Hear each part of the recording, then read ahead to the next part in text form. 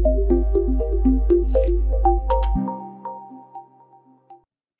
तरफ आयोजित स्वयं प्रभा कार्यक्रम योगदान करिथिबा समस्त पाठक पाठिका माननकु शुभ संध्या।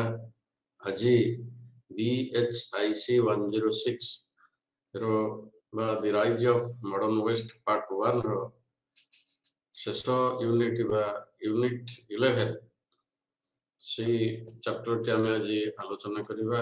सेटा हला स्टेट फॉर्मेशन ए विषय रे हम आलोचना करिबा पूर्व टिके पूर्व कथा आलोचना करिबा जे जेते बेले ग्रीक सभ्यतार उन्मेष हला, रोम सभ्यतार उन्मेष हला एवं इटाली इत्यादि नवजागरण द्वारा तार सब अभ्युदय हला, से समय विषय वस्तु हमें आलोचना संक्षेप करिबा। ये ग्रीक्स थिला समग्र विश्वर मानवीय सभ्यतार एक उत्कृष्ट सभ्यता, जो प्रथमे अनेक लोक माने एकत्र भाव में बसवास न करी सेमाने भिन्न भिन्न स्थान रे भिन्न भिन्न पर्याय से बसवास करुथिले। परे परे सेमाने एकत्र बसवास करिबा पई निष्पत्ति नेले एवं अनेक छोट छोट स्थान मानकरे बा छोट छोट प्रदेश करी सेमाने बसवास आरंभ करथिले मध्य परवर्ती पर्याय रे से सब छोट छोट अंचल को नहीं ग्रीस रे अनेक नगर राज्य सृष्टि होइथिला, जहा मध्य रे दुईटी नगर राज्य थिला प्रधान, गोटे हला स्पार्टा एवं एथेंस। जदि स्पार्टा तार वीरत्व पराकाष्ठा पई प्रसिद्ध थिला, एथेंस तार कलाकृति साहित्य दर्शन पई मध्य प्रसिद्धि अर्जन करथिला। तबे एही ठारू जे भली ग्रीस रे ग्रीक अधिवासी माने एकत्र बसवास करिबा को उद्यम करिथिले एवं सेमानकर एकत्र जीविका जीवन विकास ठारू आरंभ होइथिला अनेक राज्य निर्माण बा राष्ट्र निर्माण, तारि प्रभाव ही यूरोप महादेश रे पड़िथिला, जहा फल रे कि यूरोप रे राष्ट्र व्यवस्थार उत्थान घटिला। तबे यूरोप रे राष्ट्र व्यवस्थार उत्थान होइथिला 1700-1800 शताब्दी रे। तेणु यही समय रे कहीं कि यूरोप महादेश रे राष्ट्र व्यवस्थार उत्थान पई समय आसिला। हमें एठी आलोचना करिबा जे जो समय रे सामंतवाद लोकमानन को विकलित करि दैथिला, जो समय रे एक गोष्ठी एक जाति एक धर्मावलंबी लोकमानन को संघबद्ध भाव रे करिया पई सुजोग देई नथिला, एकतार भाव देखा दे नथिला, भातृभाव देखा दे नथिला, मित्र भाव सुसंपर्क ए सब नथिला। कहीं कि सेते बेले सामंतवाद समग्र पाश्चात्य जगत को कबलित करिथिला, जेउथिरे मैत्री भावना, भातृभाव, सुसंपर्क, एक गोष्ठी चिंतन ए सबुर अभाव थिला। एवं 1516 ख्रीष्टाब्द रे यूरोपर साधारण जनता जितरे जातीयतावाद रे अनुप्राणित हेले, सेते बेले सेमाने सामंतवाद विरुद्ध रे स्वर उत्तोलन करिया पे आगभर हेले। जेही एठी जातीय राष्ट्र व्यवस्थार उत्थान सामंतवाद जुगर विशृंखलित पड़ेनला। एही परी राष्ट्र व्यवस्था समान संस्कृति संपन्न साधारण लोकमाननकु ऐक्यबद्ध करी सेमानंकर मध्यरे गोटे जातीयता भाव उद्रेक करिथिला। रोम साम्राज्य ओ पोपकर प्रतिपत्ति अवसान थिला गणतंत्रर अभ्युत्थानर मुख्य कारण। आस्ते आस्ते जातीय राष्ट्र व्यवस्था रे प्रजातांत्रिक आंदोलन सूत्रपात हुई सामंतवाद उपरे गोटे कुठारघात आनिला, सामंतवाद उपरे गोटे प्रतिबंधक सृष्टि कला। जो समय रे कि कृषक माने कृतदास माने निम्न श्रेणीर लोक माने तत्पर हेले आंदोलन कले सामंत मानक विरुद्ध रे, सेमानक आंदोलन को जदिबा सामंत माने दमन करिथिले सेमानकर संघबद्धर अभाव जोगु, तथापि मध्य एही परिप्रेक्षी रे सामंत सामंतक मध्य जो कलह लागिथिला, सामंत सामंतक मध्य जो विवाद लागिथिला, से सब गुड़िक साधारण लोक मानकु, कृषक मानकु, श्रमिक मानकु एवं निम्न श्रेणीर लोक मानकु बा कृतदास मानकु मध्य सेमानक विरुद्ध रे स्वर उत्तोलन करिया पई गोटे सुवर्ण सुजोग आसीथिला, जहा फल रे कि एही जनजागृति ଜାତୀୟତା ଭାବଧାରାର ଉନ୍ମେଷ କରି ଶକ୍ତିଶାଳୀ ସାମ୍ରାଜ୍ୟ ବ୍ୟବସ୍ଥାର ଉତ୍ଥାନରେ ସାହାଯ୍ୟ କଲା। ଆଧୁନିକ ଜାତୀୟ ରାଷ୍ଟ୍ର ବ୍ୟବସ୍ଥା ପରିକଳ୍ପନାର ବୀଜ ପ୍ରଥମେ ଇଟାଲୀରେ ସେଇ ମେକିଆଭେଲି, ଫ୍ରାନ୍ସର ବୋର୍ଡନ, ଇଂଲଣ୍ଡର ହବସ୍ ଦ୍ୱାରା ପ୍ରଥମେ ପ୍ରସ୍ତୁତ କରାଯାଇଥିଲା, ଯେଉଁମାନଙ୍କର ଚିନ୍ତାଧାରା ସମଗ୍ର ପାଶ୍ଚାତ୍ୟ ଜଗତକୁ ଉର୍ବର କରିଥିଲା ତାର ରାଜନୈତିକ କ୍ଷେତ୍ରରେ। ତେବେ ଫଳସ୍ୱରୂପ ପ୍ରାଥମିକ ପର୍ଯ୍ୟାୟରେ 8 ଗୋଟି ରାଷ୍ଟ୍ର, ପାଶ୍ଚାତ୍ୟ ଜଗତର 8 ଗୋଟି ରାଷ୍ଟ୍ର ପ୍ରଥମେ ସେମାନଙ୍କର ରାଷ୍ଟ୍ରର ଉତ୍ଥାନ ହେଇଥିଲା ବା ରାଷ୍ଟ୍ରୀୟ ବ୍ୟବସ୍ଥାର ସେମାନଙ୍କର ଉତ୍ଥାନ ହେଇଥିଲା। ସେଇ 8 ଗୋଟି ରାଷ୍ଟ୍ର ହେଲେ କିଏ ସେ ନା ଗୋଟେ ହେଲା ସ୍ପେନ, ଦ୍ୱିତୀୟରେ ହେଲା ଫ୍ରାନ୍ସ, ତାପରେ ହେଲା ଇଂଲଣ୍ଡ, ତାପରେ Russia, Austria, Prussia, Portugal, Sweden. ଏହି 8 ଗୋଟି ରାଷ୍ଟ୍ର ପାଶ୍ଚାତ୍ୟ ଜଗତର ପ୍ରଥମେ ରାଷ୍ଟ୍ର ବ୍ୟବସ୍ଥାରେ ସେମାନେ ପଦାର୍ପଣ କଲେ। ଏହାର ଅନେକ କାଳ ପରେ ଅର୍ଥାତ୍ 1871 ଖ୍ରୀଷ୍ଟାବ୍ଦରେ ଇଟାଲୀ ଏବଂ ଜର୍ମାନୀ ତାର ଜାତୀୟ ରାଷ୍ଟ୍ରରେ ସେ ପରିଣତ ହେଇଥିଲା ଏବଂ ଏହି ଦୁଇ ରାଷ୍ଟ୍ର ଭିତରେ ଯେଉଁ ସଂଘର୍ଷ ଲାଗି ରହିଥିଲା ସେ ସବୁ ଇତିହାସରେ ଯଦିବା ଉଲ୍ଲେଖନୀୟ, ତଥାପି ମଧ୍ୟ ସେମାନଙ୍କର ରାଷ୍ଟ୍ର ବ୍ୟବସ୍ଥା ପାଇଁ ସେମାନେ ତତ୍ପର ଥିଲେ। ତାହେଲେ ଯୋଉ ସପ୍ତଦଶ ବା ଅଷ୍ଟଦଶ ଶତାବ୍ଦୀରେ ଯୋଉ ରାଷ୍ଟ୍ର ବ୍ୟବସ୍ଥା ଥିଲା ତାର ନୀତିଟା କଣ ଥିଲା? What are the principle of European state system? ଅର୍ଥାତ୍ କେନ୍ଦ୍ର ୟୁରୋପ ତଥା ବିଶେଷ କରି ଜର୍ମାନୀରେ ପ୍ରଭୃତ ଧନ ଜୀବନର କ୍ଷତି କରିଥିବା, ଜର୍ମାନୀର ଯେତେ ସବୁ ବିତ ଥିଲା, ସମୃଦ୍ଧି ଥିଲା, ତାକୁ ସବୁ କ୍ଷତି କରିଥିଲା 1618 ମସିହାର ଗୋଟେ 30 ବର୍ଷୀୟ ଯୁଦ୍ଧ ବା 30 years war। ଏବଂ ଏହି ୱାର ବା ଏ ଯୁଦ୍ଧ ଅନ୍ତ ହେଲା ପରେ ଗୋଟେ ୱେଷ୍ଟଫାଲିଆ ଶାନ୍ତି ଚୁକ୍ତି ସ୍ୱାକ୍ଷରିତ ହେଲା 1648 ମସିହାରେ, ଯୋଉ 1648 ମସିହାରୁ ହିଁ ଆରମ୍ଭ ହେଲା ୟୁରୋପରେ ବା ପାଶ୍ଚାତ୍ୟ ଜଗତରେ ରାଷ୍ଟ୍ରୀୟ ବ୍ୟବସ୍ଥା। ତେବେ ୱେଷ୍ଟଫାଲିଆ ଚୁକ୍ତି ଠାରୁ ଆରମ୍ଭ ହୋଇଥିଲା ପାଶ୍ଚାତ୍ୟ ଜଗତର ଏହି ରାଷ୍ଟ୍ର ବ୍ୟବସ୍ଥା।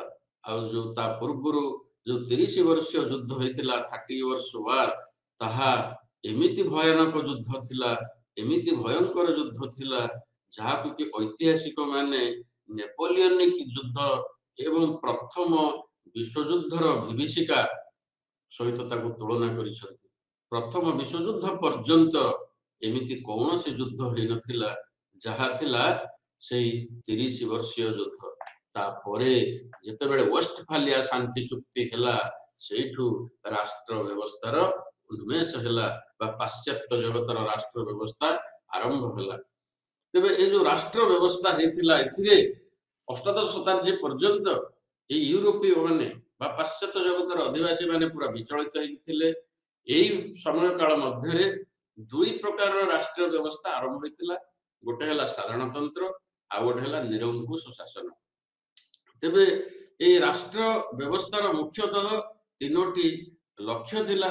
ଗୋଟିଏ ହେଲା ସାର୍ବଭୌମ ନୀତି, ଗୋଟିଏ ହେଲା ରାଷ୍ଟ୍ରକରଣ ନୀତି, ଗୋଟିଏ ହେଲା ବଂଶାନୁକ୍ରମିକ କାର୍ଯ୍ୟ ବା ନ୍ୟାର୍ଯ୍ୟ ଅଧିକାର ନୀତି। ତିନୋଟି ଆର ହେଲା ମୁଖ୍ୟ ଲକ୍ଷ୍ୟ, ସାର୍ବଭୌମ ନୀତି, ରାଷ୍ଟ୍ରକରଣ ନୀତି ଏବଂ ବଂଶାନୁକ୍ରମିକ କାର୍ଯ୍ୟ ଅଧିକାର ନୀତି। ଗୋଟିଏ ହେଲା ପ୍ରିନ୍ସିପଲ ଅଫ ସୋଭରେନିଟି, ଆଉ ଗୋଟେ ହେଲା ରିଜିନ୍ ଅଫ ଷ୍ଟେଟ୍, ଆଉ ଗୋଟେ ହେଲା ଡାଇନାଷ୍ଟିକ ଲେଜିଟିମାସି ପ୍ରିନ୍ସିପଲ। ତେବେ ସାର୍ବଭୌମ ଅର୍ଥ ହେଲା, ସୋଭରେନିଟିର ଅର୍ଥ ହେଲା କଣ ନା ଏକ ନିର୍ଦ୍ଦିଷ୍ଟ ଅଞ୍ଚଳ ଏବଂ ଏହାର ଅଧିବାସୀ ମାନଙ୍କ ଉପରେ ଥିବା ରାଷ୍ଟ୍ରର ସର୍ବୋଚ୍ଚ ଅଧିକାର। ଅର୍ଥାତ୍ ରାଷ୍ଟ୍ରର କ୍ଷମତା ଜଣେ ରାଜା ହଉ ବା ଏକ ସଂସଦ ହଉ ବା ଏକ ରାଷ୍ଟ୍ରୀୟ ଅଧିକାରୀ ଅମଲାତନ୍ତ୍ର ହେଉ, ଏମାନଙ୍କ ଦ୍ୱାରା ପ୍ରତିନିଧିତ୍ୱ କରାଯାଇପାରେ। ଏହାକୁ କୁହାଯାଏ ସାର୍ବଭୌମତ୍ୱ। ଆଉ ଗୋଟିଏ ନୀତି ହେଲା କଣ ନା ରାଷ୍ଟ୍ରକରଣ ନୀତି। ଏ ଯୋଉ ରାଷ୍ଟ୍ରକରଣ ନୀତି ଇଏ ହେଲା ସାର୍ବଭୌମ ସହିତ ବା ସାର୍ବଭୌମର ନିକଟର ନୀତି ନୁହେଁ କି ତା ସହିତ ଇଏ ସମକକ୍ଷ ନୁହେଁ। ତାହେଲେ ରାଷ୍ଟ୍ରକରଣ ନୀତିର ରାଷ୍ଟ୍ର ବ୍ୟବସ୍ଥାରେ ରାଷ୍ଟ୍ରର ସ୍ୱାର୍ଥକୁ ସର୍ବୋଚ୍ଚ ମାନ୍ୟତା ଦିଆଯାଇଥାଏ। ଏପରିକି ନୈତିକ ଏବଂ ଧାର୍ମିକ ପ୍ରସଙ୍ଗ ମଧ୍ୟ ଏଠାରେ ରାଷ୍ଟ୍ର ସ୍ୱାର୍ଥ ଠାରୁ ଗୌଣ ଅଟେ। ଇଏ ଥିଲା द्वितीय लक्ष्य। तृतीय लक्ष्य है कौन ना वंशानुक्रमिक न्याय्य अधिकार नीति बा कार्य अधिकार नीति डायनास्टिक लेजिटिमेसी प्रिंसिपल। तेरे राष्ट्र व्यवस्था ये हूँ आउ गोटे नीति बा आउ गोटे लक्ष्य अर्थात प्रारंभिक जुगरे एक राजवंश को वंशानुक्रमिक अधिकार सूत्र रे राज्य शासन करने को नीतिगत स्वीकृति प्रदान करा जाउथिला। यह समस्त को जनाशुना। तेरे वंशानुक्रमिक न्याय्य अधिकार नीति सही विलंबित अष्टादश शताब्दी पर्यंत अधिकांश रूपे युक्तियुक्त थिला। ताहले लोकप्रिय सार्वभौम नीति को सबु राष्ट्र गुड़िक आदरी नेबारु यह राष्ट्र व्यवस्थार पतन कला। तेबे ए जो राष्ट्र व्यवस्थार तीनोटी आमे लक्ष्य देखिले ताले राष्ट्र व्यवस्था यूरोप महादेश रे कहीं हला कहीं पाश्चात्य जगत रे प्रथमे राष्ट्र व्यवस्थार उत्थान हला।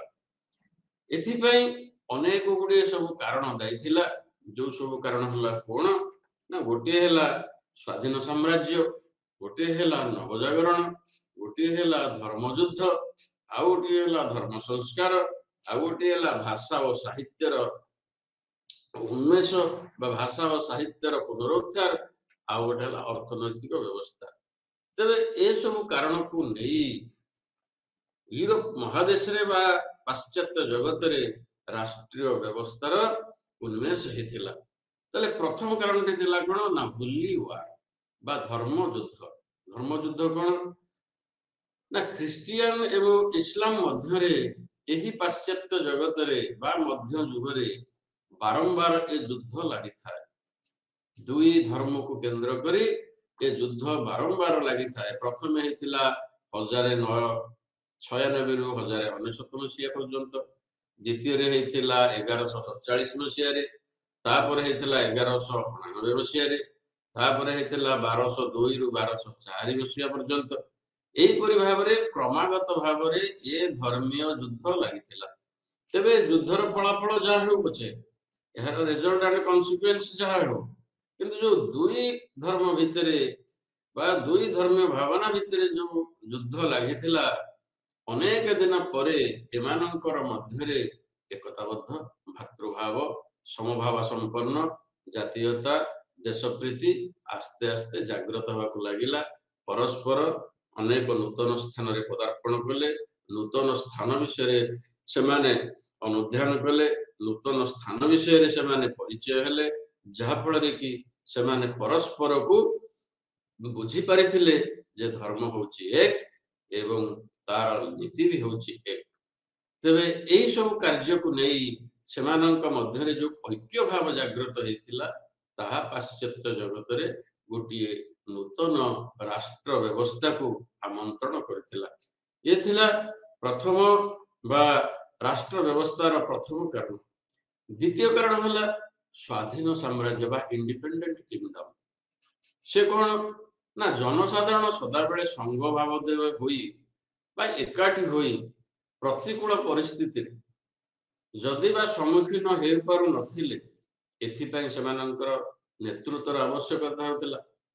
तेणु सेमाने जनकु सम्राट रूपे निर्वाचित करी बा मनोनीत करी तांको द्वारा शासित होगाकू जेते बेले चाहिले, तांको द्वारा शासित होई बही आक्रमण रु रक्षा करियाकू चाहिले सेते बेले जाई गोटे स्वाधीन साम्राज्य गठन व्यवस्थार सेमानंकर चिंताधारा जागृत हेला। ये थिला द्वितीय कारण। तृतीय कारण है कोन नवजागरण। आमे विगत क्लास मानकरे पढ़िचे दे नवजागरण जोगु सबु किछि संभव हेतिला। ज्ञानर विकास हेतिला, प्रकाशनर विकास हेतिला, भौगोलिक आविष्कार हेतिला, विज्ञानर प्रगति हेतिला एवं मध्य नवजागरण जोगु ए राष्ट्र व्यवस्थार मध्य उत्थान हेतिला।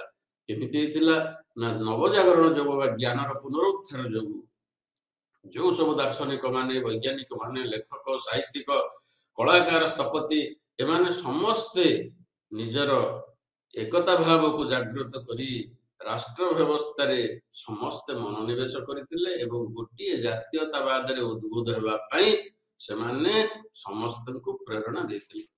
ये थिला आउ एक कारण आउ गोटे हला धर्म संस्कार आंदोलन आमे गला क्लास रे पढिथिले जे मार्टिन लूथर जते बेले बाइबल को अधिक रु अधिक गवेषणा कले से विषय अनुध्यान कले एवं जानि परिले जे धर्मीय भावना तत्कालीन समाजर धर्मीय भावना कोन जीशु ख्रीष्टनकर महात्मा जीशु ख्रीष्टनकर चिंताधारा कोन बाइबल रे कोन वर्णित हिची किंतु गिरजाधीश माने धर्म नाम रे कोन प्रचार करूछंती ए सब को जते बेले पाथ्य करी मार्टिन लूथर जते बेले समाज रे सत्य कथा को प्रतिपादन करिदेले सत्य कथा को आरंभ करिदेले सेते बेले जदिबा प्राथमिक पर्याय रे प्रथम सोपान रे बा प्रथम पहाज रे जदिबा तत्कालीन समाज गिरजाधीशंकर चापरे ए सत कथा को ग्रहण करिया पय प्रस्तुत नथिला किंतु परवर्ती पर्याय रे मार्टिन लूथरंकर से वाणी समस्त को आकृष्ट करिथिला जेते बेले न्यू टेस्टामेंट रे मार्टिन लूथरंकर चिंताधारा नीतिवाणी धर्म माड़ी गुडी को प्रचारित हैला सेते बेले समस्त आकृष्ट होइथिले एवं समस्त मन रे गुटिए धर्मीय भावना प्रकृत धर्मीय भावना जागृत हैला जो धर्मीय भावना रु देश प्रीति जाति प्रीति राष्ट्र प्रीति जागृत होवा द्वारा सेमाने राष्ट्रीय व्यवस्था को आमंत्रण कले आउ से जमीदार मानक अधीन रे सामंत मानक अधीन रे वित्तशाली मानक अधीन रे जमीदार मानक अधीन रे रही सबुदिन पई पा सर्वदिन पई शोषित हेबाकू आउ पसंद कले नाही ताले धर्म संस्कार आंदोलन थिला एही राष्ट्रायत नीतिर बा पाश्चात्य जगतर राष्ट्र व्यवस्थार आउ गोटे कारण से बड़ी भाषा और साहित्यर उन्नति जेते बेले रोम एवं इटाली रो प्राचीन साहित्यर पुनरुत्थान हैला प्राचीन भाषार पुनरुत्थान हैला बा प्राचीन पांडुलिपिर पुनरुत्थान हैला एही नवजागरण जोगु से विशिष्ट मनीषी माने बा विशिष्ट पंडित मानक द्वारा जेते बेले प्राचीन साहित्य दर्शन शास्त्र उन्मेष हैला सेया को अध्ययन करी सेया को पाथेय करी सेही पाश्चात्य जगत रे अनेक महामनीषी माने महानायक माने बा जननायक माने जो माने विश्वविख्यात दार्शनिक माने थिले विश्वविख्यात साहित्यिक माने थिले सेमानकर जन्म लाभ हैला किए थिले से माने मैकियावेली शेक्सपियर बैकन चसर एही परि अनेक महामनीषी माने जन्म ग्रहण करी सेतबेलर भाषा साहित्य को उन्नति करिथिले एवं जहा कि साधारण लोक मानकर मनरे गोटे जातीय प्रीति जागृत करिथिला तापर हैला आउ गोटे कारण कोन अर्थनैतिक सुच्छलता सेते बेले सामंतवादर विलोप घटिबारु कृषक माने निजे निजे कृषि कार्य कले एवं निजे निजे कृषि कार्य करी निजे कृषि कर्म रे निजको मनोनिवेश करी निज स्वच्छंद रे निज परिवार प्रतिपोषण रे जो आनंद एवं जो लाभ पाइले ताहा ही आगामी दिन रे राष्ट्र व्यवस्था पाई एक पथ सुगम करथिला आउ तांको मानक सहित बा सामंत मानक पाखरे रही भर्सना सही कषण पेषण शोषण को सही निजर जीविका को गोटे विशृंखलित परिस्थिति रे रखिया पय से माने चाहिले नाही एवं जेते बेले कृषि रो उन्नति हला सेमानकर जीविका निवास परिवर्तन हला आस्ते आस्ते कृषि कार्य रु सेमाने कुटीर शिल्प भी आरंभ कले जो कुटीर शिल्प विकास रु लोकमानकर आर्थिक व्यवस्था रे एक विराट परिवर्तन हला जेबो सम्राट माने मध्य जनसाधारण को पई बा साधारण लोक मानक पई मुक्त वाणिज्य व्यवस्था पई आगे आसिले जहां ही अर्थनैतिक प्रगतिर गोटिए सुगम आरंभ हेतिला तबे ए जो राष्ट्र व्यवस्था कारण गुडी को थिला बा ए सब कारण गुडी को नै यूरोप रे राष्ट्र व्यवस्था आरंभ हला को राष्ट्र सब ना हमें तो पढ़िले स्पेन इंग्लैंड फ्रांस ए सब 8टी राष्ट्र प्रथमे राष्ट्रीय व्यवस्था आरंभ होइतिला ताला हमें गोटी पर गोटी देश आलोचना करिबा सब देश विषय तो आलोचना करि परिबानी जो जो गुडी को इंपोर्टेंट राष्ट्र रहिछि से विषय रे हमें टिके टिके आलोचना करिबा संक्षेप रे आलोचना करिबा तेनु प्रथमे हला स्पेन विषय रे हमें टिके आलोचना करिबा तेनु स्पेन 15 शताब्दी रे स्पेन रो राजा थिले के से ना सम्राट फर्डिनांड जे की विवाह करिथिले रानी इसाबेला आमे भौगोलिक आविष्कार विषय रे आमे पढिथिले बा सी भॉयज यूनिट रे आमे पढिथिले जे जेते बेले कोलंबस विभिन्न स्थान को जाइथिले जल यात्रा करिवा पई साहाय्य मागिया पई किंतु समस्त तांको निराश कर देथिले एवं निजे जेते बेले स्पेन रो राजांकर द्वारस्थ हिथिले फर्डिनांडकर द्वारस्थ हिथिले सेते बेले फर्डिनांड राजी हिथिले ना ए जल यात्रा पई मु निश्चित साहाय्य करिवि एवं तांको ठारो आर्थिक साहाय्य नै कोलंबस तांकर 5टी तरी रे बा जहाज रे तांकर आरंभ करथिले यात्रा एवं तांको मध्य साहाय्य करथिले तांको रानी मध्य उत्साहित करथिले ताहले स्पेन रो राजा फर्डिनांड एवं महारानी इसाबेला बा सम्राट फर्डिनांड एवं सामग्री इसाबेला जो समय रे फ्रांस रो राजसिंहासन रे अधिष्ठित हेले सेते बेले फ्रांस रो उन्नति ना साहित्य ठु आरंभ करी कलाकृति ठु आरंभ करी शिल्पानुष्ठान ठु आरंभ करी प्रत्येक थिरे स्पेन रो प्रगति आरंभ हेतिला एवं समस्त जनसाधारण फर्डिनांड को ऊपर अतिशय खुशी हेतिले एवं तांकर शासन काल अति स्वच्छ थिला एही समय रे यूरोप महादेश रे गोटे हेतिला जो 30 वर्षीय युद्ध आमे टिके पूर्व जो आलोचना करथिले ए जो 30 वर्षीय युद्ध हेतिला ए 30 वर्षीय युद्ध जर्मनी रो संपूर्ण धर्मीय बुझावणा को संपूर्ण रूपे निराश कर देथिला नवजागरण आंदोलन ख्रिस्टियन समाज को जदियो कैथोलिक प्रोटेस्टेंट एई भली अनेक संप्रदाय रे विभक्त करथिला जते बेले धर्म संस्कार आंदोलन हेतिला बा नवजागरण आंदोलन हेतिला एई समय मार्टिन लूथरंकर तांको मतवादी माने जो कैथोलिक धर्म बा क्रिश्चियन जगत रु अलग हे गेले दुई भाग हे गेला क्रिश्चियन संप्रदाय गोटे हला कैथोलिक गोटे हला प्रोटेस्टेंट तापर मध्य कैल्विन तांकर जो मत देले सी आ गोटे संप्रदाय हला कैल्विनिय मतवाद एंगुल जो सी गोटे मत देले सी हला एंगुलिय मतवाद एई भली क्रिश्चियन जगत विभिन्न संप्रदाय रे सब विभक्त हला बा भाग भाग होई विभक्त हे गेला तबे मुख्य हला कैथोलिक या गोटे हला प्रोटेस्टेंट तले जर्मनी को नै जो 30 वर्ष युद्ध हेतिला उत्तर जर्मनी रे अधिवासी माने थिले कैथोलिक धर्मावलंबी दक्षिण जर्मनी रे जो अधिवासी माने थिले से माने थिले प्रोटेस्टेंट तबे सेमानंक मध्य रे जे संस्कृति से सभ्यता मध्य रे सदा बेले शत्रुता लागि रहिला एवं से देश गोटे अधोगति देकी गति कला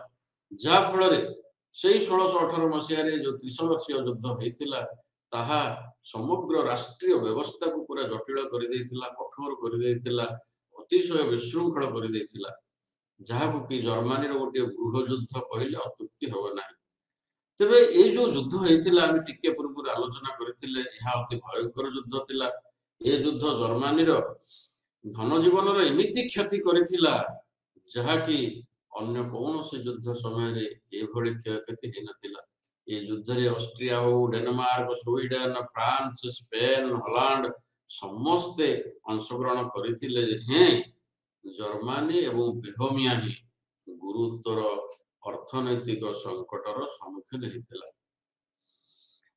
यार मुख्य कारण कौन थिला ताल ए जो 30 वर्ष युद्ध हला यूरोप महादेश रे ए जो युद्ध 30 वर्ष धरि लागिला यार मुख्य कारण हला जे पाश्चात्य जगत रे स्पेन रो हाब्सबर्ग राजवंश ओ फ्रांस रो बुर्बो राजवंश मध्य रे कहार प्राधान्य अधिक रहिबो स्पेन राजवंश रो अधिक रहिबो ना फ्रांस रो राजवंश रो प्राधान्य अधिक रहिबो द्वितीय हेला लोक माने रोमान कैथोलिक बा प्रोटेस्टेंट बा उभय धर्म कहा को ग्रहण करिवे ए दुईटे जाक थिला गोटे विवादीय कथा ताले पाश्चात्य जगतर को राजवंश मुख्य हबो एक दुई रे हला लोक माने को नीति की ग्रहण करिवे ए हला दुई एहा को भित्ति करी आरंभ होइथिला एही 30 वर्षीय युद्ध जो युद्ध ସମଗ୍ର ୟୁରୋପ ମହାଦେଶକୁ ପୁରା ଥରହର କରୁଥାଏ। ତେବେ ଏ ଯୋଉ ଯୁଦ୍ଧ ହେଲା, ଏ ଯୁଦ୍ଧର ଅନ୍ୟ କାରଣ ଗୁଡ଼ିକ ହେଲା କଣ ନା ଧର୍ମୀୟ କାରଣ, ରାଜନୈତିକ କାରଣ ଏବଂ ତତ୍କାଳୀନ କାରଣ।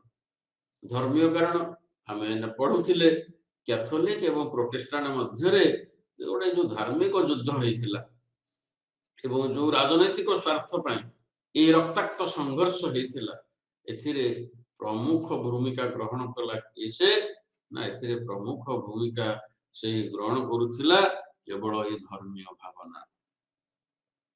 ଆଉ ଗୋଟେ ହେଲା କ୍ୟାଥୋଲିକ ଏବଂ ପ୍ରୋଟେଷ୍ଟାଣ୍ଟ ମଧ୍ୟରେ ଯୋଉ ମତ ପାର୍ଥକ୍ୟ ବା ଅନ୍ତର୍ଦ୍ୱନ୍ଦ୍ୱ।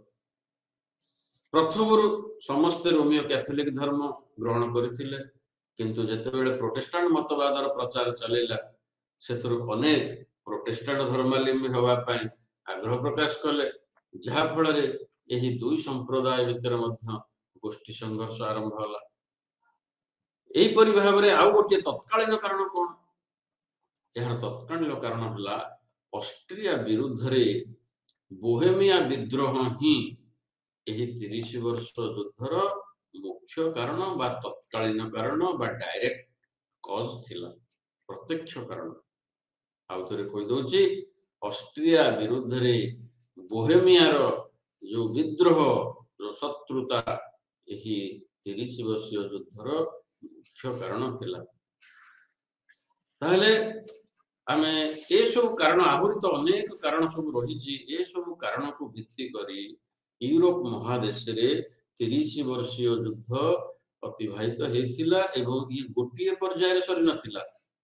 ଏହି 30 ବର୍ଷୀୟ ଯୁଦ୍ଧ ଭିନ୍ନ ଭିନ୍ନ ପର୍ଯ୍ୟାୟ ଦେଇ ଗତି କରିଥିଲା। ତାହେଲେ ପ୍ରଥମ ପର୍ଯ୍ୟାୟ କେବେ ହେଇଥିଲା ନା ପ୍ରଥମ ପର୍ଯ୍ୟାୟ ହେଇଥିଲା 1618ରୁ, ପ୍ରଥମରୁ 1618ରୁ 1624, ଯାହାକୁ ଅନ୍ୟ ପକ୍ଷରେ କୁହାଯାଉଥିଲା ବୋହେମିଆ ସମର, ବୋହେମିଆର ସମର। ସେମିତି ଏହି 30 ବର୍ଷୀୟ ଯୁଦ୍ଧର ଦ୍ୱିତୀୟ ପର୍ଯ୍ୟାୟ ଆରମ୍ଭ ହୋଇଥିଲା 1625ରୁ 1629 ଖ୍ରୀଷ୍ଟାବ୍ଦ ମଧ୍ୟରେ, ଯାହାକୁ କୁହାଯାଇଥିଲା ଡେନମାର୍କ ଯୁଦ୍ଧ। ସେଭଳି ଏହି 30 ବର୍ଷୀୟ ଯୁଦ୍ଧର ତୃତୀୟ ପର୍ଯ୍ୟାୟ ହେଇଥିଲା 1630ରୁ 1635, ଯାହାକୁ ସ୍ୱିଡେନ ଯୁଦ୍ଧ ବୋଲି କୁହାଯାଉଥିଲା। ଏହାର ଚତୁର୍ଥ ପର୍ଯ୍ୟାୟ ଯୁଦ୍ଧ ହୋଇଥିଲା 1635ରୁ 1648, ଯାହାକୁ ଫ୍ରାନ୍ସର ଯୁଦ୍ଧ ବୋଲି ମଧ୍ୟ କୁହାଯାଇଥିଲା। ତେବେ এই ଚାରୋଟି ପର୍ଯ୍ୟାୟ ଦେଇ ଭିନ୍ନ ଭିନ୍ନ ସ୍ଥାନରେ ଏହି 30 ବର୍ଷୀୟ ଯୁଦ୍ଧ ଗତି କରିଥିବାରୁ ଏହାର ନାମକରଣ ଭିନ୍ନ ଭିନ୍ନ କରାଯାଇଛି। ଡେନମାର୍କ ଯୁଦ୍ଧ, ସ୍ୱିଡେନ ଯୁଦ୍ଧ, ଫ୍ରାନ୍ସ ଯୁଦ୍ଧ, ଏହିପରି ଭିନ୍ନ ଭିନ୍ନ ନାମକରଣ ଏହାର କରାଯାଇଛି। ତାହେଲେ ଏଇ ଯୋଉ 30 ବର୍ଷୀୟ ଯୁଦ୍ଧ ହେଲା, ଏ 30 ବର୍ଷୀୟ ଯୁଦ୍ଧରେ ବା ଯୁଦ୍ଧ ପରେ ଯୋଉ ୱେଷ୍ଟଫାଲିଆ ଶାନ୍ତି ଚୁକ୍ତି ହେଲା, ୱେଷ୍ଟଫାଲିଆ ଶାନ୍ତି ଚୁକ୍ତି ପରେ ୟୁରୋପରେ ବା 1648 ଖ୍ରୀଷ୍ଟାବ୍ଦରେ ଆରମ୍ଭ ହେଲା ରାଷ୍ଟ୍ରୀୟ ବ୍ୟବସ୍ଥା, ଯାହା ଫଳରେ କି କ୍ରମଶଃ ଧର୍ମକୁ ନେଇ ଯୋଉ ବିଦ୍ୱେଷ ମନୋଭାବ ଥିଲା, ଯୋଉ ଶତ୍ରୁତା ଲାଗି ରହିଥିଲା, ସେ ସବୁ ଆସ୍ତେ ଆସ୍ତେ ଆସ୍ତେ ଆସ୍ତେ ଅବସାନ ହେବାକୁ ଲାଗିଲା। ଶିକ୍ଷା, ସଂସ୍କୃତି, କଳା, ବାଣିଜ୍ୟ, ଶିଳ୍ପ, କୃଷି ଇତ୍ୟାଦି ମଧ୍ୟ ସେ ସବୁ ଗୁଡିକ ୟୁରୋପରୁ ଯଦିବା ପ୍ରାୟ ନିଶ୍ଚିହ୍ନ ହେଇ ଆସିଥିଲା, କିନ୍ତୁ ପରବର୍ତ୍ତୀ ପର୍ଯ୍ୟାୟରେ ସେ ସବୁ ଗୁଡିକ ଆସ୍ତେ ଆସ୍ତେ ସେ ସବୁର ଉତ୍ଥାନ ହେଇଥିଲା। କିନ୍ତୁ ପ୍ରାଥମିକ ପର୍ଯ୍ୟାୟରେ ଯୁଦ୍ଧ ସମୟରେ ଏ ସବୁ ଗୁଡିକ ଅବହେଳିତ ଅବସ୍ଥାରେ ରହିଥିଲା, ନିଷ୍ପେଷିତ ଅବସ୍ଥାରେ ରହିଥିଲା। ଏହି ଯୁଦ୍ଧ ଯୋଗୁଁ ପ୍ରୁସିଆ ରାଜ୍ୟର ମଧ୍ୟ ସୃଷ୍ଟି ହେଲା, ଯାହା ପରବର୍ତ୍ତୀ କାଳରେ ଜର୍ମାନୀ ରାଜ୍ୟର ଏକତ୍ରୀକରଣ ହେଲା। ଆମେ ଜାଣିଛେ ଜର୍ମାନୀ ଭିନ୍ନ ଭିନ୍ନ ରାଷ୍ଟ୍ର ହୋଇକି ଅଲଗା ଅଲଗା ହେଇକି ପୃଥକ ପୃଥକ ଭାବରେ ରହିଥିଲା, ଯାହାକୁ କି ଏକତ୍ରୀକରଣ କରାଯାଇଥିଲା, ଯାହାର ମୁଖ୍ୟ ଭୂମିକାରେ ଥିଲେ ଚାନ୍ସେଲର ବିସ୍ମାର୍କ।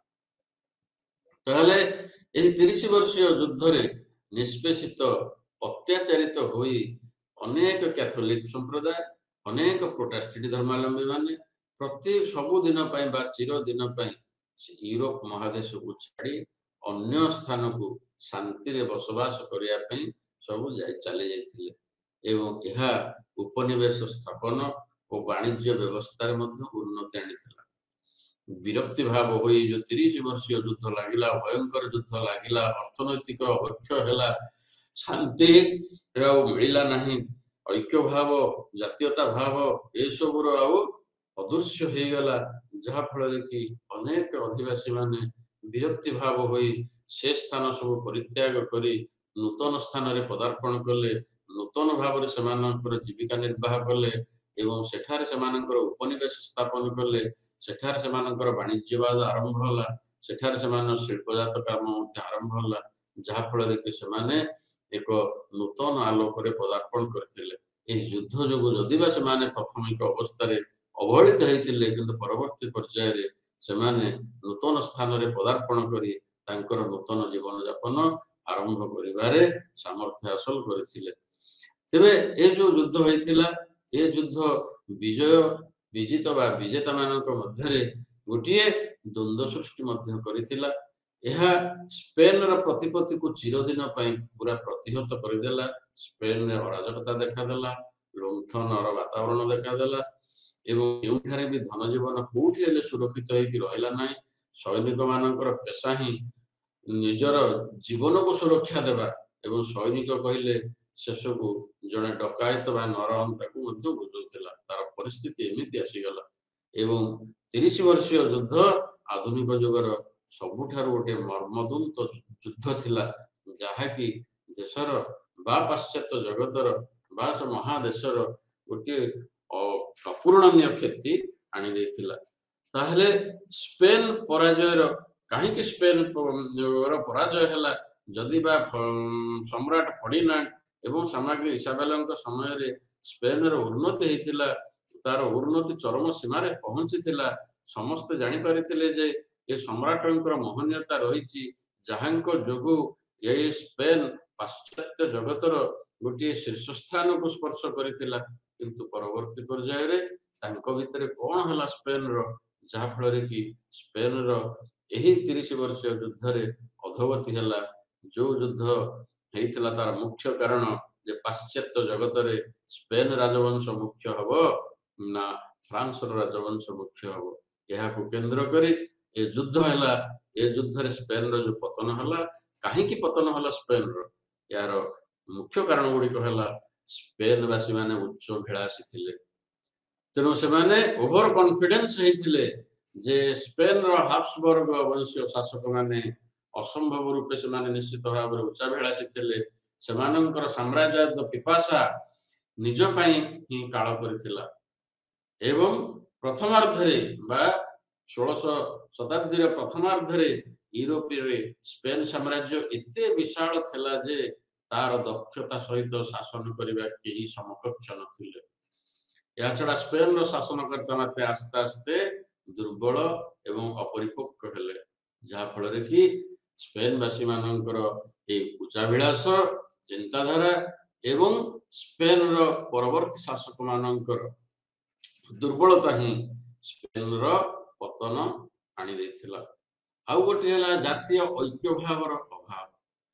स्पेन रे सेमानंकर देशप्रीति, जाति प्रीति, राष्ट्र प्रीति रे मध्य अभाव देखादेला। सेमानंक मध्यरे कलह देखादेला, सेमानंक मध्यरे आस्ते आस्ते विवाद मध्य देखादेला। जदि बा विशाल स्पेन रे विभिन्न अंचलर विभिन्न जातिर लोक बसवास करुथिले, सेमानंकर मध्यरे सामाजिक, ऐतिहासिक, अर्थनैतिक, धार्मिक, राजनैतिक आचार व्यवहार रे बहुत असामान्यता रहिथिला, जहा फल रे एही विशाल साम्राज्यर सर्व गणग्रणीय एकक जातीयता भाव उद्रेक हेई पारिला नाही, जोथि जो स्पेन रो पतन होला। आउ गोटे हला जटिल समस्या, गोटे डिफिकल्ट चैलेंजेस। इटा कोन ना स्पेन रो शासक मानकु शत्रुपक्ष द्वारा सृष्टि करा जाउथिबा अनेक जटिल समस्यार सम्मुखीन हेबाकु पड़ितिला। सेगुडी को मध्यरु तुर्की मानक सहित युद्ध, नवजागरण आंदोलन, विदेशी मानकर विरोध, कठिन अर्थनैतिक समस्या, ये सबु स्पेन पई गोटे गोटे विराट चैलेंजर विषय हेतिला, जोथि जोगु स्पेन गोटे समस्या जाल रे ଛନ୍ଦି ହେଇ ପଡ଼ିଥିଲା। ତେଣୁ ଛନ୍ଦି ହେଲା ପରେ ସେଥିରୁ ଫିଟିବା ତା ପାଇଁ ତତ୍କାଳୀନ ସମୟରେ ବହୁ କଷ୍ଟ ହେଲା, ଯୋଉଥିପାଇଁ ବିଶାଳ ସ୍ପେନର ପତନ ହେଲା। ତାପରେ ହେଲା ଆଉ ଗୋଟେ କଣ ନା ସାମାଜିକ ଅସମାନତା ବା social inequalities or the imbalance in social system। ତେବେ ସ୍ପେନର ସବୁ ସାମାଜିକ ଅର୍ଥନୈତିକ ଅଧିକାର ମାନ କେବଳ ସମ୍ରାଟ ଏବଂ ତାଙ୍କ ପରିଷଦ ଭିତରେ ସୀମିତ ଥିଲା। ସମାଜର ନିକୃଷ୍ଟ ବର୍ଗ ବା ନିମ୍ନ ବର୍ଗର ଲୋକମାନଙ୍କର ଅବସ୍ଥା ଅତି ଦୟନୀୟ ଥିଲା। ତେଣୁ ସ୍ପେନ ସମାଜ ବିନ୍ୟାସରେ ଆଦୌ ସନ୍ତୁଳନ କିଛି ରହୁନଥିଲା ଏବଂ ସଦାବେଳେ ନିମ୍ନ ବର୍ଗର ଲୋକମାନଙ୍କୁ ଆନ୍ଦୋଳନ କରିବା ପାଇଁ କୁହାଯାଉଥିଲା ଏବଂ ସ୍ପେନକୁ ସୁଦୃଢ଼ କରିବା ପାଇଁ ଆବଶ୍ୟକତା ଥିବା ସାମାଜିକ ଏକତାର ଘୋର ଅଭାବ ମଧ୍ୟ ଦେଖାଦେଇଥିଲା। ଏପଟେ ସାମାଜିକ ଅସମାନତା ଏବଂ ପରସ୍ପର ଭିତରେ ଏକତାର ଅଭାବ ସହିତ କେବଳ ଆନ୍ଦୋଳନକୁ ଓହ୍ଲାଉଥିଲେ ନିମ୍ନ ଶ୍ରେଣୀର ଲୋକମାନେ, ଜମିଦାର ଶ୍ରେଣୀର ଲୋକମାନେ ଏଥିପାଇଁ ପଛଘୁଞ୍ଚା ଦେଉଥିଲେ, ଯାହା ହିଁ ସ୍ପେନର ପତନ ପାଇଁ ପଥ ସୁଗମ କରିଥିଲା। ଆଉ ଗୋଟେ ହେଲା ଫିଲିପ ଦ୍ୱିତୀୟଙ୍କର ଦୁର୍ବଳ ଉତ୍ତରାଧିକାରୀ। ଯେତେବେଳେ ସ୍ପେନର ସମ୍ରାଟ ଉଭୟ ଫିଲିପ ତୃତୀୟ ଏବଂ ଫିଲିପ ଚତୁର୍ଥ ବିଶାଳ ସ୍ପେନ ସାମ୍ରାଜ୍ୟର ସୁରକ୍ଷା ପାଇଁ ସିଂହାସନରେ ଆସୀନ ହେଲେ, ସେତେବେଳେ ସେମାନଙ୍କର ଦୁର୍ବଳତା ପରିପ୍ରକାଶ ହେଲା। ସେମାନେ ଏତେ ବଡ଼ ବିଶାଳ ସାମ୍ରାଜ୍ୟକୁ ପ୍ରଚଳନ କରିବା ପାଇଁ ବା ଶାସନ କରିବା ପାଇଁ ଅକ୍ଷମ ହେଇଥିଲେ। ଫଳରେ ବିଶାଳ ସାମ୍ରାଜ୍ୟ ସ୍ପେନ ଭୁଷୁଡ଼ି ପଡ଼ିଲା। ନେକ୍ସଟ ହେଲା ଆମେ ପଢିଲେ ନା 30 ବର୍ଷ ଯୁଦ୍ଧର ମର୍ମଦୂତ ଦୁର୍ଘଟଣା ବା ମର୍ମଦୂତ ଫଳାଫଳ। ଏ ସମୟରେ ସ୍ପେନକୁ ବହୁ ସମସ୍ୟା ଦେଇ ଗତି କରିବାକୁ ପଡୁଥିଲା। ଅନେକ ସୈନିକ ମାନଙ୍କର ମୃତାହତ ହେଇଥିଲା। ଅର୍ଥନୈତିକ ବ୍ୟବସ୍ଥାରେ ଏକ ବିରାଟ ଅବନତି ଆସିଥିଲା। ତେଣୁ ଏସବୁ କାର୍ଯ୍ୟକ୍ରମ ହିଁ ସ୍ପେନକୁ ଅବକ୍ଷୟମୁଖୀ କରିଦେଇଥିଲା। ଶେଷରେ ସ୍ପେନର ଜନସଂଖ୍ୟାର ମଧ୍ୟ ହ୍ରାସ। ଯେତେବେଳେ ଏଭଳି ପରିସ୍ଥିତି ଦେଖାଦେଲା, ଅନେକ ସୈନିକ ମୃତ୍ୟୁବରଣ କଲେ, ଅନେକ ସାଧାରଣ ଲୋକ ବି ମୃତ୍ୟୁବରଣ କଲେ, ଅନେକ ନାଗରିକ ମାନେ ଦେଶ ପରିତ୍ୟାଗ କଲେ, ଯାହା ଫଳରେ କି ସ୍ପେନର ଲୋକ ସଂଖ୍ୟା ଜନସଂଖ୍ୟା କ୍ରମଶଃ କମି ଆସିଲା। ଆର୍ଥିକ ଅଭାବ ଅନଟନ ଦେଖାଦେଲା। ବିପୁଳ ଅର୍ଥ ଅପବ୍ୟୟ ଖାଲି ଯୁଦ୍ଧରେ ହେଲା, ଯାହା ଫଳରେ ଲୋକମାନଙ୍କ ପାଖରେ, ସାଧାରଣ ପ୍ରଜାମାନଙ୍କ ପାଖରେ ଜନମଙ୍ଗଳ ପାଇଁ କୌଣସି ଅର୍ଥ ପହଞ୍ଚି ପାରିଲା ନାହିଁ। ବାଧ୍ୟ ହୋଇ ସ୍ପେନର ନାଗରିକ ମାନେ ସେ ସ୍ଥାନ ପରିତ୍ୟାଗ କଲେ। ଫଳରେ ଜନସଂଖ୍ୟାରେ ଅଭାବ ମଧ୍ୟ ଦେଖାଦେଲା। ବିଳାସ ବ୍ୟସନ ପ୍ରିୟତା। ସ୍ପେନବାସୀ ମାନେ ଅତ୍ୟନ୍ତ ବିଳାସ ବ୍ୟସନୀ ଥିଲେ, ଯେଉଁମାନେ କି ବିଳାସ ବ୍ୟସନକୁ କୌଣସି ଏକ ସମସ୍ୟା ଭିତରେ ଥିଲେ ମଧ୍ୟ ବିଳାସ ବ୍ୟସନକୁ ସେମାନେ ଛାଡି ପାରୁନଥିଲେ। କିନ୍ତୁ ଯେତେବେଳେ ଅର୍ଥନୈତିକ ଅଧୋଗତି ଦେଖାଦେଲା, ସେତେବେଳେ ସେ ବିଳାସ ବ୍ୟସନ ପାଇଁ ଆଉ ସେ ସୁଯୋଗ ପାଇଲେ ନାହିଁ। ଫଳରେ ସେମାନେ ସେମାନଙ୍କର ମନରେ ଯୋଉ ଜୋର ଥିଲା ଦେଶ ପ୍ରତି ପାଇଁ, ଜାତୀୟତା ପାଇଁ, ସେମାନଙ୍କର ମନରେ ଦୁର୍ବଳତା ଆସିଗଲା। ଏବଂ ତାପରେ ତ୍ରୁଟିପୂର୍ଣ୍ଣ ରାଜସ୍ୱ ନୀତି। ଯେତେବେଳେ ସ୍ପେନ ଗୋଟେ ସମସ୍ୟା ଦେଇ ଗତି କରୁଥାଏ, ଗୋଟେ ଜଟିଳ ସମସ୍ୟା ଦେଇ ପରିଚାଳିତ ହେଉଥାଏ, ଆର୍ଥିକ ଅଭାବ ଦେଇ ଗତି କରୁଥାଏ, ସେତେବେଳେ ରାଜସ୍ୱ ଆଦାୟର ମଧ୍ୟ ବ୍ୟାଘାତ ହେଲା। ଉପଯୁକ୍ତ ମାର୍ଗରେ ରାଜସ୍ୱ ଆସିପାରିଲା ନାହିଁ। ଯେତେବେଳେ ଉପଯୁକ୍ତ ମାର୍ଗରେ ରାଜସ୍ୱ ଆସିପାରିଲା ନାହିଁ, ସେତେବେଳେ ରାଜକୋଷରେ ମଧ୍ୟ ରାଜସ୍ୱ ରହିପାରିଲା ନାହିଁ, ଯାହା ଫଳରେ କି ଲୋକମାନଙ୍କ ପାଇଁ ବା ଦେଶ ପାଇଁ, ରାଷ୍ଟ୍ର ପାଇଁ, ଜାତି ପାଇଁ ରାଜସ୍ୱ ବ୍ୟୟ ଉପଯୁକ୍ତ ମାର୍ଗରେ ନ ହେବାରୁ ଦେଶର ଅଧୋଗତି ଦେଖାଦେଲା। ତେବେ ଏସବୁ କାର୍ଯ୍ୟକ୍ରମକୁ ନେଇ ଯୋଉ ବିଶାଳ ସ୍ପେନ ସୃଷ୍ଟି ହେଇଥିଲା, ସେ ବିଶାଳ ସ୍ପେନ ମଧ୍ୟ ଆସ୍ତେ ଆସ୍ତେ ନିମ୍ନଗାମୀ ହେଲା। ତାପରେ ଯେତେବେଳେ ୱେଷ୍ଟଫାଲିଆ ଶାନ୍ତି ଚୁକ୍ତି ହେଲା, ସେ ୱେଷ୍ଟଫାଲିଆ ଚୁକ୍ତିର ମଧ୍ୟ ଅନେକ ସନ୍ଧିପତ୍ର ରହିଛି, ଅନେକ ସର୍ତ୍ତାବଳୀ ସବୁ ରହିଛି, ତାର ଗୁରୁତ୍ୱ ମଧ୍ୟ ରହିଛି ଏବଂ ସେ ସବୁ ତାର ବିଭିନ୍ନ ସର୍ତ୍ତାବଳୀ ରହିଛି। ସେ ସବୁ ବିଷୟରେ ଆମେ ଆଲୋଚନା କଲେ ତ ଅଧିକ ସମୟ ଲାଗିବ। तेबे स्पेन रो राष्ट्र व्यवस्थार नीति नियम एभଳି थिला पाश्चात्य जगत रे। तापरे आमे आउ गोटे राष्ट्र को आसीबा ताहला कोन ना फ्रांस।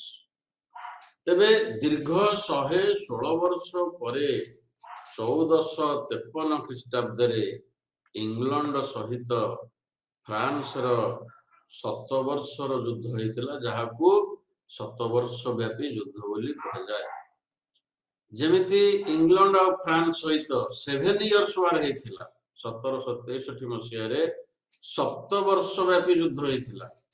सेमिति 1453 ख्रीष्टाब्द रे बहु पूर्व ये तो 1763 रे हेतिला 7 वर्ष व्यापी युद्ध तार बहु पूर्व 1453 ख्रीष्टाब्द रे 100 वर्ष व्यापी युद्ध होइतिला इंग्लैंड और फ्रांस भितर।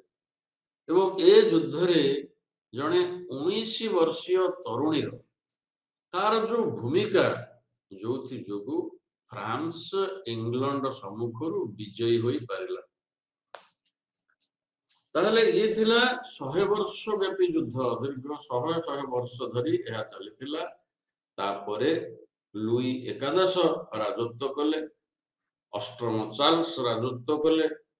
प्रारंभिक यूरोपीय फ्रांस साम्राज्य यूरोपीय नवजागरण ठारू फरासी विप्लव पर्यंत गोटे मुख्य कापेतीय राजवंश एक शाखा थिबा बुर्बो राजवंश द्वारा शासित हेउथिला।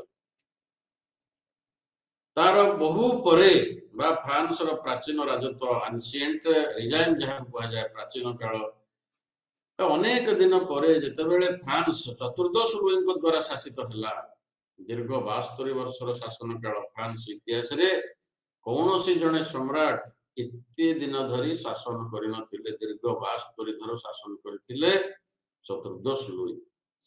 से राज्यरु मध्ययुगीय सामंतवाद को लोप करी जने निरंकुश सम्राटक अधीन रे एक केंद्रीय राज्य व्यवस्था प्रतिष्ठा करथिले जहाकी फरासी राष्ट्र विप्लवर शेष पर्यंत तिष्ठि रही थिला। ताले चतुर्दश लुईंकर जो 72 वर्ष धरी शासन ताहा गोटे केंद्रीय राज्य व्यवस्था फ्रांस रे प्रतिष्ठा करथिला। तेबे एही शासन काल भितरे फ्रांस रो अधिवासी माने अतिष्ट होई आरंभ करथिले फरासी राष्ट्र विप्लव। 1799 मसिया रे गोटे फरासी राष्ट्र विप्लव हेतिला। एही राष्ट्र विप्लव पछरे राजनैतिक पृष्ठभूमि थिला, पॉलिटिकल बैकग्राउंड थिला, चतुर्दश लुईंकर मध्य भूमिका थिला, पंचदश लुईंकर मध्य भूमिका थिला, षोडश लुईंकर भूमिका थिला एवं माई मेरी एंटोनिंकर मध्य भूमिका थिला। आमे ए विषय रे समस्त भी जानिचे धार्मिक व्यवस्थार मध्य किछि भूमिका थिला, सामाजिक स्तर रे किछि भूमिका थिला, साधारण प्रजा मानकर असंतोषर मध्य किछि कारण थिला। एही समय रे किछि प्रज्ञान किछि बुद्धिजीवी मानकर जो उत्थान हेतिला सेमानकर चिंताधारा फ्रांस रो राष्ट्र विप्लव को आमंत्रण करिदेला। ताहले जो फ्रांस रे जो राष्ट्र विप्लव हेतिला यार बीज बपन हेतिला चतुर्दश लुईंकर राजनैतिक कारणरू बा राजनैतिक कार्यरू बा शासन काल।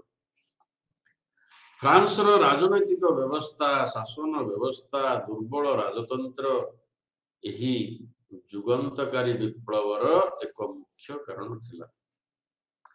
फ्रांस रे जो सम्राट माने शासन करुथिले से माने समस्त थिले पूर्व राजवंशर सम्राट जो राजवंश निरंकुश राजतंत्र उपरे पर्यवेसित थिला। मुख्यतः फ्रांस रो विप्लव निरंकुश राजतंत्र विरुद्ध रे गोटे राजनैतिक विद्रोह थिला। प्रजा मानकर व्यक्तिगत मुक्ति राजनैतिक अधिकार साब्यस्त करिबा पाही ଏହି ବିପ୍ଳବୀ ମାନଙ୍କର ଆଭିମୁଖ୍ୟ ଥିଲା। ତେବେ ପୂର୍ବ ରାଜବଂଶର ସ୍ୱେଚ୍ଛାଚାର ନୀତି, ଅନୀତି, କୁଶାସନ ବିପକ୍ଷରେ ଫରାସୀ ଜାତିର ପୁଞ୍ଜୀଭୂତ ଅସନ୍ତୋଷ ଥିଲା ଏହି ବିପ୍ଳବର ମୁଖ୍ୟ ଆଧାର। ରାଜା ଥିଲେ ରାଷ୍ଟ୍ର ମୁଖ୍ୟ, ଶାସନ ମୁଖ୍ୟ, ବିଚାର ମୁଖ୍ୟ, ସେନାବାହିନୀର ବି ମୁଖ୍ୟ। ତାଙ୍କର ବାକ୍ୟ ଦେଶର ନିୟମ, ତାଙ୍କର ଆଦେଶ ଅଲଙ୍ଘନୀୟ ନିର୍ଦ୍ଦେଶ ଥିଲା। ତାଙ୍କର କ୍ଷମତା ସମ୍ପୂର୍ଣ୍ଣ ଓ ସାର୍ବଭୌମ ଈଶ୍ୱର ପ୍ରଦତ୍ତ ଅଧିକାରୀ ଥିଲା। ଏହି ମତ ଅନୁସାରେ ରାଜାମାନଙ୍କର କାର୍ଯ୍ୟକଳାପ ପାଇଁ ସେ କେବଳ ଭଗବାନଙ୍କ ପାଖରେ ଦାୟୀ ରହୁଥିଲେ। କ୍ରମାଗତ ଭାବରେ ରାଜାମାନଙ୍କର ଅକଥନୀୟ ଅତ୍ୟାଚାର ପ୍ରଜାମାନଙ୍କୁ ଉଚ୍ଛୃଙ୍ଖଳିତ କରିବା ପାଇଁ ବାଧ୍ୟ କରିଥିଲା। ଯଦିଓ ରାଜା ଷୋଡ଼ଶଲୁଇଙ୍କ ରାଜତ୍ୱରେ ଫରାସୀ ବିପ୍ଳବ ଆରମ୍ଭ ହୋଇଥିଲା, କିନ୍ତୁ ଏଥିପାଇଁ ମୁଖ୍ୟତଃ ଦାୟୀ ଥିଲେ ଚତୁର୍ଦ୍ଦଶ ଲୁଇ ଏବଂ ପଞ୍ଚଦଶ ଲୁଇ। ତଳେ ଚତୁର୍ଦ୍ଦଶ ଲୁଇଙ୍କର କଣ ଥିଲା କାର୍ଯ୍ୟକ୍ରମ? ନା ଥିଲେ ସେ ଏକାଧାରରେ ସ୍ୱେଚ୍ଛାଚାରୀ ଶାସକ, ନିରଙ୍କୁଶ ଶାସକ, ଯାହା ଫଳରେ କି ତାଙ୍କର କାର୍ଯ୍ୟକଳାପ, ତାଙ୍କର ଚିନ୍ତାଧାରା, ତାଙ୍କର ଶାସନଗତ ନୀତି, ତାଙ୍କର ବିଭିନ୍ନ ବ୍ୟବସ୍ଥା ସମଗ୍ର ଫ୍ରାନ୍ସର ନାଗରିକ ମାନଙ୍କୁ କବଳିତ କରିଦେଇଥିଲା। ତେବେ ଚତୁର୍ଦ୍ଦଶ ଲୁଇ ଯେ ଜଣେ କାର୍ଯ୍ୟଦକ୍ଷ ଅସାଧାରଣ ବ୍ୟକ୍ତି ଥିଲେ ତା ନୁହଁ। ତାଙ୍କର କାର୍ଯ୍ୟକ୍ରମ ଅସାଧାରଣ ବ୍ୟକ୍ତି ହେଲେ ମଧ୍ୟ ତାଙ୍କର ଅସାଧାରଣ ବ୍ୟକ୍ତିତ୍ୱକୁ, ତାଙ୍କର କର୍ତ୍ତବ୍ୟ ନିଷ୍ଠକୁ ସେ ଉଚିତ ମାର୍ଗରେ ବ୍ୟୟ କରିପାରିନଥିଲେ। ତାଙ୍କର ଧାରଣା ଭିନ୍ନ ଥିଲା, ଯାହା ଫଳରେ କି ଲୋକମାନଙ୍କୁ ତାଙ୍କର ଶାସନ ଅତିଶୟ କରିଦେଇଥିଲା। ଏବଂ ଅର୍ଥନୈତିକ ଦୃଷ୍ଟିରୁ ଦେଖିଲେ ତାଙ୍କର ଗୋଟିଏ ବିରାଟ ତ୍ରୁଟି ହେଲା ରାଜଧାନୀ ପରିବର୍ତ୍ତନ। ଯୋଉ ରାଜଧାନୀକୁ ସେ ପରିବର୍ତ୍ତନ ପାଇଁ ପଦକ୍ଷେପ ନେଇଥିଲେ, ତାହା ତାଙ୍କ ପାଇଁ ଗୋଟିଏ ବିରାଟ ପ୍ରତିବନ୍ଧକ ସୃଷ୍ଟି କରିଥିଲା। ଏହାପରେ ଆସିଲେ ପଞ୍ଚଦଶ ଲୁଇ। ଲୋକମାନେ ଭାବିଥିଲେ, ସାଧାରଣ ଜନତା ଚିନ୍ତା କରିଥିଲେ ଫ୍ରାନ୍ସର ଏହି ନିରଙ୍କୁଶ ଶାସନର ଅବସାନ ହେବ ଏହି ଚତୁର୍ଦ୍ଦଶ ଲୁଇର ଶାସନର ଅନ୍ତ ହେଲେ, କିନ୍ତୁ ତାହା ହେଲାନି। ପଞ୍ଚଦଶ ଲୁଇ ଜଣେ ଅନଭିଜ୍ଞ ସମ୍ରାଟ ଥିଲେ। ସେ ମଧ୍ୟ ଭୋଗ ବିଳାସରେ ଆମୋଦ ପ୍ରମୋଦରେ ତାଙ୍କର ସମୟ କାଟିବାରେ ବ୍ୟସ୍ତ ରହିଲେ। ପଛକୁ ଟିକିଏ ବି ଚାହିଁଲେନି ନାଗରିକ ମାନଙ୍କର ସମସ୍ୟା କଣ, ଫ୍ରାନ୍ସର ଅଧିବାସୀ ମାନଙ୍କର ଆର୍ଥିକ ଅବସ୍ଥା କଣ, ସାମାଜିକ ଅବସ୍ଥା କଣ, ସେମାନଙ୍କର ଜୀବିକା କିଭଳି ରହିଛି, ଏ କଥା ସେ ନିଜେ କିଛି ବି ଚିନ୍ତା ନ କରି ରାଜପ୍ରାସାଦ ଭିତରେ ଆମୋଦ ପ୍ରମୋଦରେ ବିଳାସ ବ୍ୟସନରେ କାଳ କାଟିଲେ। କିନ୍ତୁ ଯେତେବେଳେ ଜାଣିପାରିଲେ ଯେ ଫ୍ରାନ୍ସର ଏଇଭଳି ସମସ୍ୟା ଅଛି, ସେତେବେଳେ ସେ ତାଙ୍କର ଚେତନା ଜାଗ୍ରତ ହେଇଥିଲା ଏବଂ କହିକି ଚାଲି ଯାଇଥିଲେ ଯେ ଆଫ୍ଟର ମି ଦି ଡିଲ୍ୟୁଭ, ବା ମୋ ପରେ ଫ୍ରାନ୍ସରେ ନିଶ୍ଚିତ ଏକ ମହାପ୍ଳବନ ଆସିବ। କିନ୍ତୁ ଏ କଥା ସିଏ ତାଙ୍କ ଶାସନର ଅନ୍ତିମ ପର୍ଯ୍ୟାୟରେ ସେ ଜାଣିପାରିଲେ। ଯଦି ପ୍ରଥମରୁ ଜାଣିପାରିଥାନ୍ତେ, ହୁଏତ ତାଙ୍କ ଶାସନ କାଳରେ ସେ କିଛି ସଂସ୍କାର ଆଣିପାରିଥାନ୍ତେ, କିଛି ପରିବର୍ତ୍ତନ ଆଣିପାରିଥାନ୍ତେ, ଯାହା ଫଳରେ କି ଫ୍ରାନ୍ସର ବିପ୍ଳବମୁଖୀ ଫ୍ରାନ୍ସବାସୀ ମାନେ ହେଇନଥାନ୍ତେ। ତାପରେ ଆସିଥିଲେ ଷୋଡ଼ଶ ଲୁଇ। ଷୋଡ଼ଶ ଲୁଇ ସିଂହାସନରେ ଆସୀନ ହେଲା ପରେ ଫ୍ରାନ୍ସବାସୀ ମାନେ ବା ଫ୍ରାନ୍ସର ନାଗରିକ ମାନେ ବହୁତ ଖୁସି ହେଇଥିଲେ ଯେ ଷୋଡ଼ଶ ଲୁଇ ଥିଲେ ଜଣେ କର୍ମଠ, ନିଷ୍ଠାପର, ସରଳ, ସାଧୁ ସମ୍ପନ୍ନ ବ୍ୟକ୍ତି ଥିଲେ। ଏବଂ ଯୋଉ ଯୋଉ ସମୟରେ ପ୍ରଜାମାନଙ୍କର ଉନ୍ନତି କଳ୍ପେ ସେ ଚିନ୍ତା କରୁଥିଲେ, ପ୍ରଜାମାନଙ୍କର ମଙ୍ଗଳ ବିଧାନ ପାଇଁ ଚିନ୍ତା କରୁଥିଲେ, ରାଷ୍ଟ୍ରର ବିକାଶ ପାଇଁ ଚିନ୍ତା କରୁଥିଲେ, କିନ୍ତୁ ତାଙ୍କର ସାମଗ୍ରୀ ମହାରାଣୀ ଏସବୁ କରିବା ପାଇଁ ସୁଯୋଗ ଦେଲେ ନାହିଁ।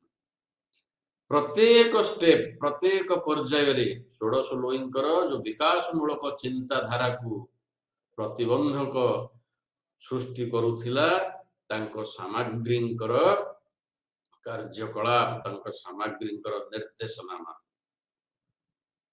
तेबे महाराणींकर बा सामग्रींकर निर्देश रे से परिचालित हेबाकू बाध्य हेले जहा फल कि फ्रांस समाज रे आउ एक विराट कलंक आउ एक विराट प्रतिबंधक आसिला तेबे फ्रांस रो अधिवासी माने गोटे सम्राटों परे जो शासन नीति रे परिवर्तन हो बोली चिंता करी आसीथिले से सबु गुड़िक यही षोडश लोई सम्राट थिबा समय रे मलिन पड़ीगला यह निश्चित परिवर्तन होता किंतु केवल सामग्रींकर जो सामग्री जड़े अनभिज्ञ व्यक्ति द्वारा परिचालित होती जार ना थिला राजपुत्री तेबे से भंड सन्यासी द्वारा परिचालित होई से पुणी राष्ट्र को किभली शासन करिवे एते बड़ राष्ट्र विशृंखल अवस्था रे परित्यक्त अवस्था रे पड़िछि जो षोडश लोई ताकू सजाड़िबा को आगे आसीथिले सेथिरे बाधा सृष्टि करुथांती राजपुतनी और मेरी अंतोइनी जे थिले षोडश लोईंकर पत्नी ताहेले एही परिप्रेक्षी रे धर्मजाजक श्रेणी माने थिले एवं संभ्रांत श्रेणी थिले एवं साधारण वर्ग थिले एही माने को नहीं फ्रांस रे सामाजिक श्रेणी सृष्टि हेतिला बा समाज सृष्टि हेतिला फ्रांस रो समाज कहिले धर्मजाजक श्रेणी संभ्रांत श्रेणी निम्न वर्गर श्रेणी एवं सम्राट तांकर राजस्व केवल आदाय करुथांती निम्न वर्गर लोकमानंक ठारू धर्मजाजक माने राजस्व देवेनी कि सम्भ्रांत माने राजस्व देवेनी जो माने वित्तशाली जो माने धनशाली जो माने धन जीवन अधिकारी जहाँ पाखे पर्याप्त परिमाण भू संपत्ति रही से माने देवेनी राष्ट्र को राष्ट्र राजस्व देवे किए से ना निम्न वर्गर लोक माने बा साधारण वर्गर लोक माने तेरे समाजर साधारण वर्गर लोक माने जार निजस्व प्रतिपत्ति नाही निजस्व धन नाही निजस्व जमी नाही सेमानंकर अबा केते आय होबो जे सेमाने आयकर देबे सेमाने राजस्व देबे सेमानंकर राजस्व रे राजकोष पूर्ण होबो से राजकोष राष्ट्र पई विनियोग होबो यह गोटे असंभव व्यापार थिला तेबे एमानंक ठारू निम्न वर्गर लोक मानंक ठारू राजस्व आदाय होई समग्र राष्ट्र पई व्यय होबा एक जटिल समस्या थिला जहा फल रे कि सम्भ्रांत माने पुरोहित माने एमाने सम्राटक विरुद्ध रे कौन स्वर उत्तोलन करू नथिले एथि पई जे सेमाने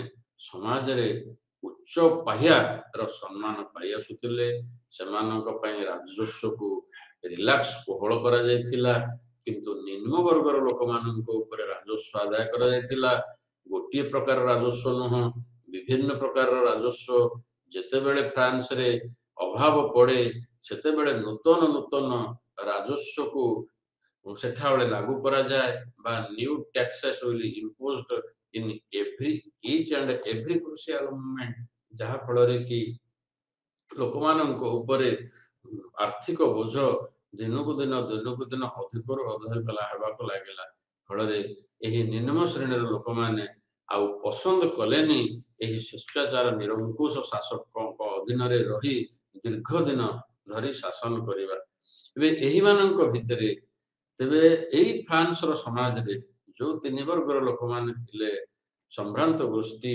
एवं पुरोहित गोष्ठी एवं निम्न गोष्ठी एही मानक मध्यरु अनेक ज्ञानी गुणी माने सेमाने मध्य जन्म ग्रहण करिथिले सेमानंकर चिंताधारा थिला भिन्न एवं सेमाने एकाठी गोटे स्वतंत्र गोटे श्रेणी सृष्टि कले जहा को कि बुद्धिजीवी श्रेणी कहगला बा फ्रांस भाषा रे ताको बुर्जुआ श्रेणी बोली कहगला सेमानंक भितरे कौनसी सामाजिक मतभेद नथिला सेमाने तीन श्रेणी रु आसीथिले मध्य बा से पुरोहित श्रेणी हो सम्भ्रांत श्रेणी हो निम्न वर्गर श्रेणी हो माने विभिन्न श्रेणी रु आसीथिले मध्य सेमाने थिले महानायक सेमाने थिले जननायक विश्वर प्रतिष्ठित व्यक्ति भाव रे सेमाने परिचित आज भी अछंती तेबे सेमाने फ्रांस रो ए भली परिस्थिति को देखि फ्रांस रो सम्राटंकर ए भली कार्यकलाप को देखि ସେମାନେ फ्रांस रे गोटे वैप्लविक परिवर्तन आनिबा पई जेतेबेले चिंता कले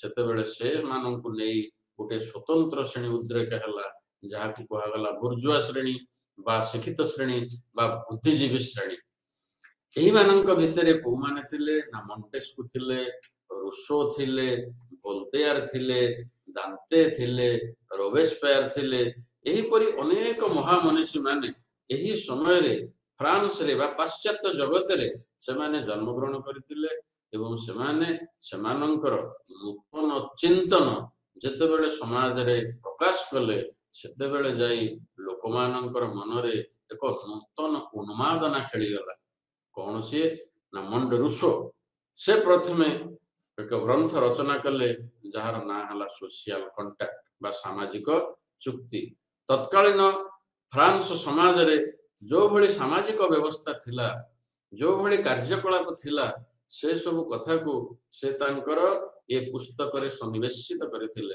ता थिला सोशल कांटेक्ट अर्थात एथिरे रूसो प्रांजल भाव रे दर्शाइथिले जे गोटे शिशुटी गोटे मुक्त भाव रे जन्म ग्रहण करे किंतु भूपृष्ठ को आसिला परे एक विराट संकटमय बंधन रे बांधी हे जाए से बंधन हला राजतंत्र तेबे कहीं की ए बंधन रे बांधी हे जाए राजतंत्र गोटे को प्रकार रो शासन नीति थिला ए कथा को सोशल कांटेक्ट रे बा रूसो लिखितिबा से सामाजिक चुक्ति पुस्तक रे संपूर्ण रूपे उल्लेख रही ताकू अध्ययन कला परे तत्कालीन समाजर साधारण वर्गर लोक माने भी ताकू अध्ययन कला परे तांको मनरे गोटे विराट परिवर्तन आसिला जो परिवर्तन की राष्ट्र व्यवस्था को अभ्युदय करिबारे उन्मेष करिबारे संपूर्ण रूपे सहाय्य करिथिला राष्ट्र व्यवस्था कहले गणतंत्र उपरे शासन प्रतिष्ठित हेबो